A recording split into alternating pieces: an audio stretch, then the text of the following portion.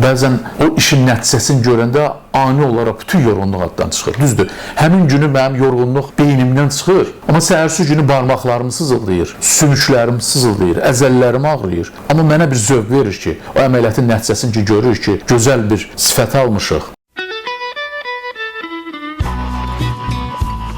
Ən çox yorulduğunuz, amma buna dəyərdi dediyiniz an hansı olub? Maraqlı sualdır. Ən çox yorulduğumuz əməliyyatlar bizdə çənə əməliyyatlarıdır ki, 4 saat, 5 saat, hətta bəzən 6-7 saat çəkən əməliyyatlar olur. Düzdür, böyük bir əməliyyatdır. Həqiqətən də yoruluruq.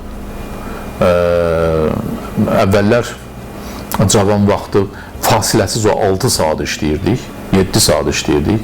Sonra xarici ölkələrdə gördük ki, onlar 2 saatdan bir 3 dəqiqəlik, 5 dəqiqəlik də olsa dincəlirlər. Fasilələr olmalıdır ki, işin keyfiyyəti düşməsin.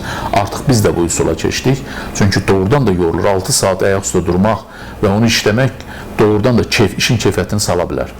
Və o cür yorğunluqdan sonra bəzən o işin nəticəsini görəndə ani olaraq bütün yorğunluq addan çıxır. Düzdür, həmin günü mənim yorğunluq beynimdən çıxır, amma səhərsi günü barmaqlarımı sızıldayır, sümüklərim sızıldayır, əzəllərim ağrıyır. Amma mənə bir zövq verir ki, o əməliyyatın nəticəsini ki, görürük ki, gözəl bir sifət almışıq, alt-üst çənənin rekonstruksiyası əməliyyat eləmişik və onun gözəl nəticələrini almışıq. O dediyimiz yorğunluq tamamilə sıradan çıxır.